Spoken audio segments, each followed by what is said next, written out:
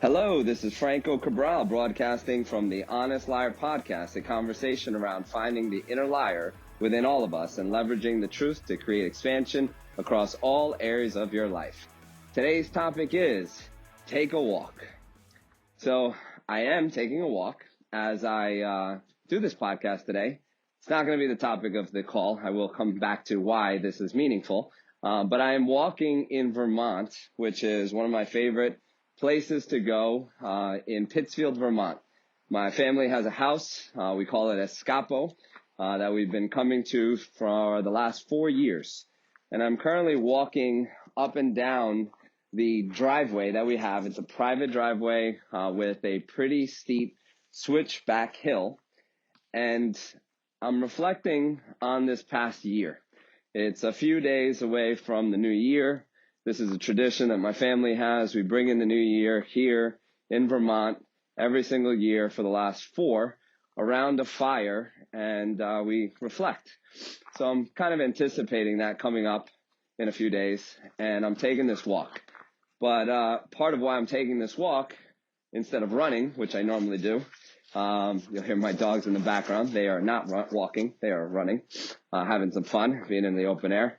But I typically run up this hill or drive up this hill, and I'm usually going a lot faster than I am right now. And as I'm walking, I'm taking notice of some trees that are down, some beautiful trees. I'm taking a look at, how just picturesque everything is around here. And I realize how very seldomly I actually take a walk on this hill. I'm usually in a hurry to get to the house or to get somewhere out. Or if I'm utilizing this hill, it's usually for a workout. And the reason I'm walking right now is actually to get my sweat in for the day. And sweat is usually something that I do every day. It's part of the daily game that I play. But I've been really sick for the last week and a half. And I was having a conversation with one of my coaches and coaching groups about just taking some time to relax and to let myself recover. So often I find myself in this go, go, go mode constantly. And I don't rest or I rest because I'm forced to rest, which is what happened this past week. I got really sick. And as I'm out here walking, I'm realizing that some of the most beautiful things we only get to see when we actually take a moment to look around. And when we're going fast, we don't actually see some of the beauty of what's around us. And I was thinking about, the new year and things to be proud of from this past year. This year, 2019, has been one of the greatest years of my life, if not the greatest year of my life. I've had other years where special things have happened, like my children being born, and there's no doubt those are some of the most special, actually the 2 most special moments in my life. But in an entire year, I wouldn't say those were the best years of my life. This particular year was, for a lot of different reasons. A lot of it just has to do with the man that I am today compared to the man that I was when I started this year in 2019. But what I'm thinking of as I'm on this walk, taking my time to enjoy the beauty that's around me that I normally don't see, is how often do I just get stuck in this go, go, go mode and create, but I don't actually get the chance to enjoy it, or I don't create the space to enjoy what I've created, or to learn how to love what it is that I've created, because I'm constantly running. I'm constantly running at a high pace, and you miss out on all the beauty that's around you when you're just in constant go mode.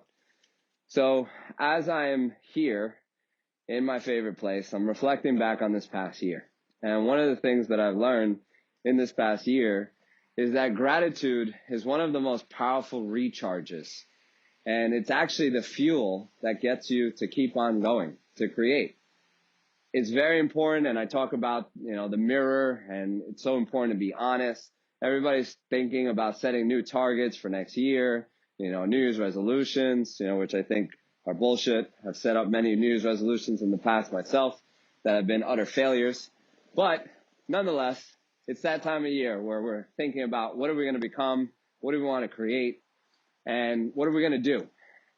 So I'd have you consider, first of all, instead of the normal targets, I'm going to lose this weight, I'm going to make this money, is think about yourself and the future version of yourself at the end of 2020.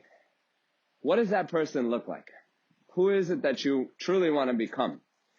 Also thinking back as to what have you done that you want to honor yourself for and be grateful for the space that you've created this year.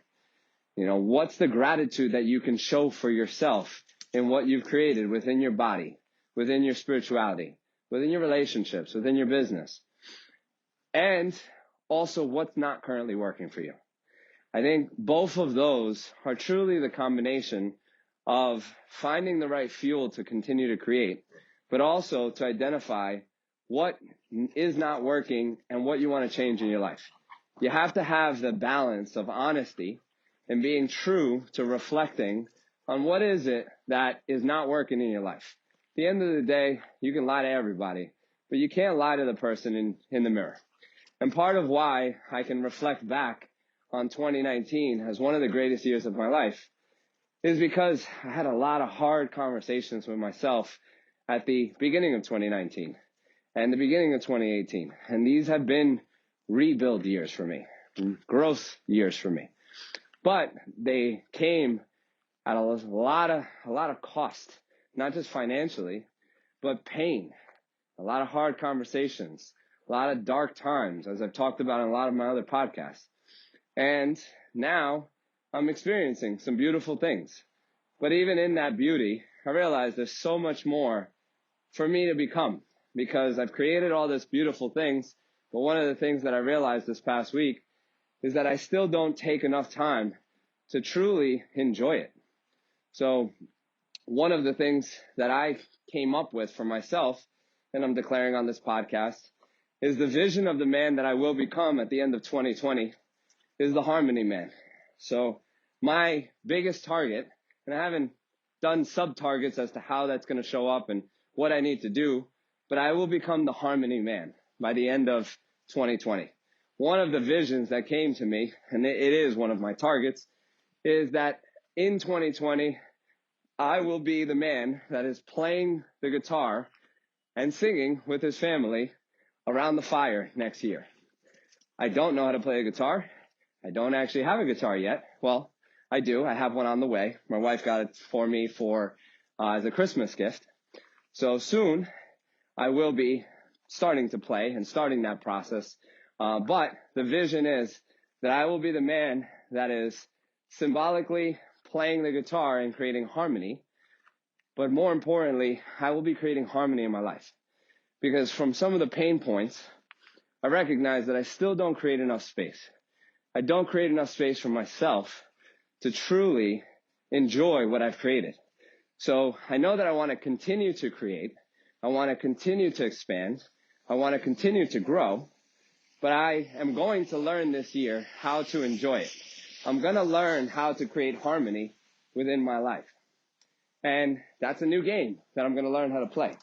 It's come from some deep dive searching and being honest, some conversations with myself in the mirror of what's not currently working for me. So what I leave you as I'm getting out of breath here on this hike, it's a pretty steep hill, and didn't realize I can get myself to a sweat sometimes just walking. That's another good reflection point that I'm getting right now, is that you might have one way that you think you have to get shit done to get the result that you want, and sometimes you can get just the same result, or maybe even a better result, by slowing the fuck down. So right now, I'm literally slowing down compared to how I normally go up this hill, and I'm creating the space to be present, to record this podcast. I'm not even sure if I'm going to launch it, but something just told me record. Normally I have a mic, my computer set up. Right now I'm doing it on my phone. I had some stories around this being, the end of the year podcast. It's got to be great. It's got to be perfect. Fuck perfect. Lie. Perfect's the game that I used to play. And I used to strive for perfection all the time. But the reality is, perfection is a lie.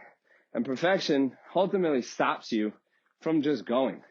So if you're playing the perfection game or have played the perfection game, just fucking stop. There's never going to be perfect. Progress is the game that you should be looking to play in 2020. So I'm going to leave you on the thought.